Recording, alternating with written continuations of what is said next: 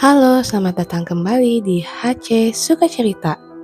Kali ini aku akan bercerita tentang sejarah dan asal-usul salah satu negara yang lokasinya berdekatan dengan Indonesia. Langsung aja kita bercerita tentang Singapura.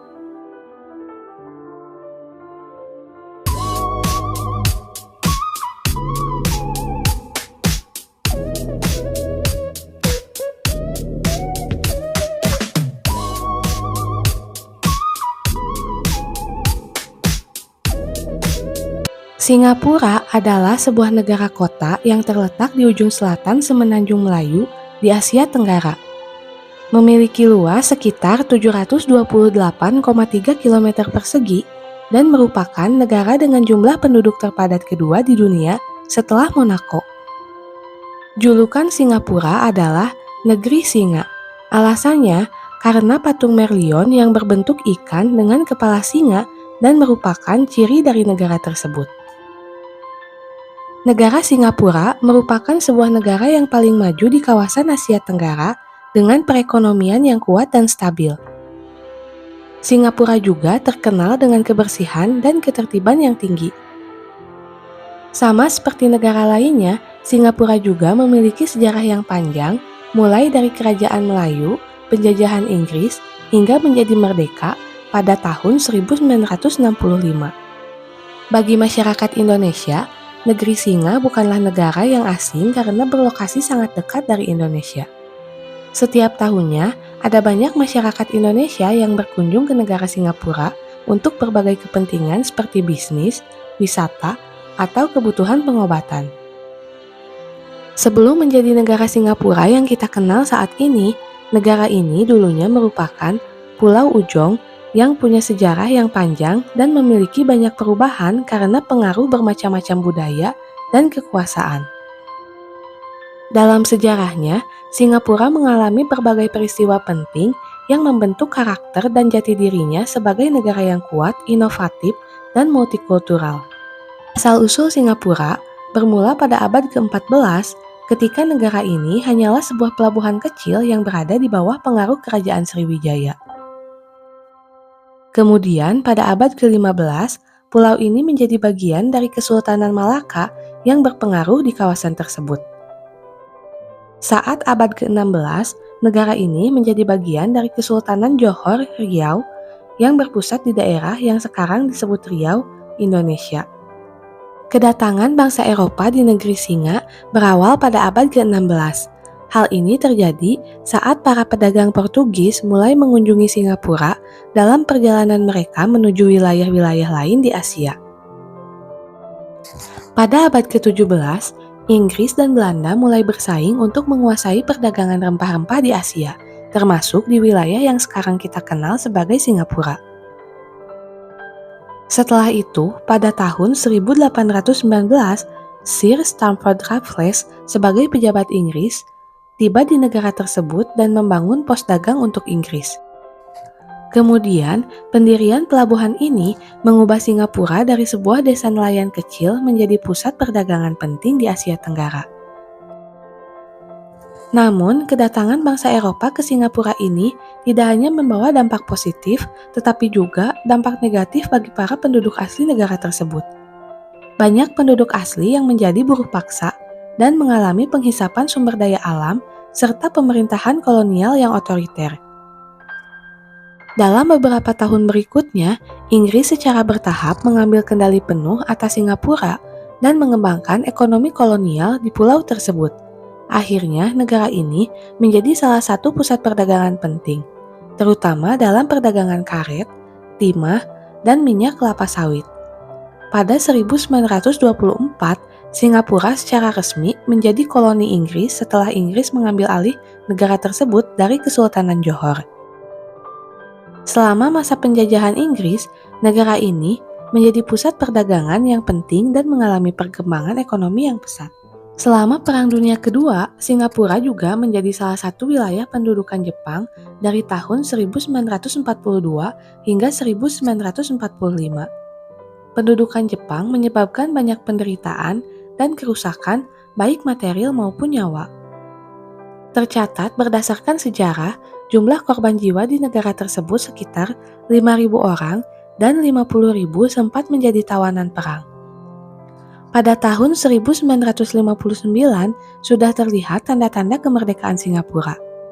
Saat itu, bangsa Inggris memberikan otonomi untuk menjadi salah satu negara bagian dalam kerajaan Inggris. Kemudian, pada tahun 1963, Singapura bersama Malaya, Sabah, dan Sarawak atau yang sekarang disebut Malaysia, bergabung untuk membentuk Federasi Malaysia.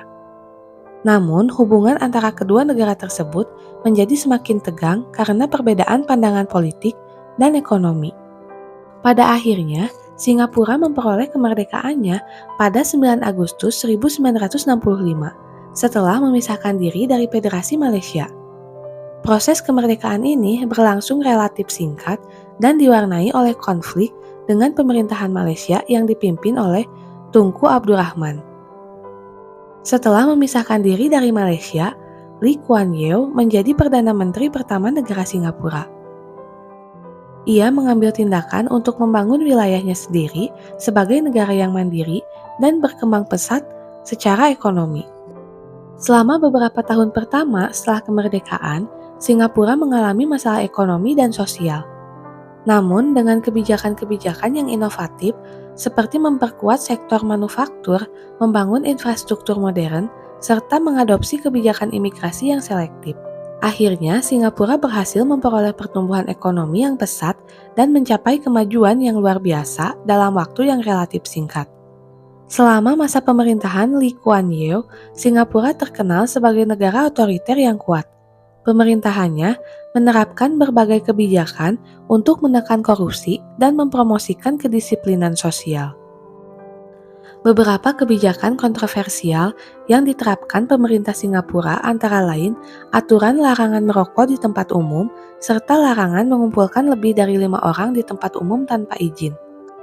Kemudian, pada tahun 1990, posisi Lee Kuan Yew digantikan oleh Goh Chok Tong yang kemudian menjabat hingga Agustus 2004. Goh Chok Tong pensiun dari jabatan yang sudah ia pegang selama 14 tahun terakhir. Setelah itu, posisi Perdana Menteri Singapura diambil alih oleh putra Lee Kuan Yew yaitu Lee Hsien Loong sejak tahun 2004 hingga saat ini. Pemerintahan Lee Hsien Loong terus-menerus menekan pada pembangunan ekonomi serta mempromosikan inovasi dan teknologi. Negara ini telah menjadi pusat teknologi dan keuangan yang penting di dunia dan menarik investasi dari berbagai negara sampai saat ini. Asal-usul nama Singapura yang kita kenal saat ini berasal dari kata Simha dalam bahasa Sanskerta yang berarti hewan singa dan pura yang berarti kota. Gabungan kata tersebut dalam bahasa Melayu disebut Singapura yang berarti kota singa. Pemberian nama Singapura ini erat kaitannya dengan legenda pada abad ke-14 di mana seorang pangeran Sumatera, Sang Nila Utama, berkunjung ke daerah ini dan melihat sosok dari jauh yang dia percayai sebagai singa. Karena memiliki kaitan dengan simbol keberuntungan, pangeran ini akhirnya mendirikan desa dan membangun wilayah tersebut.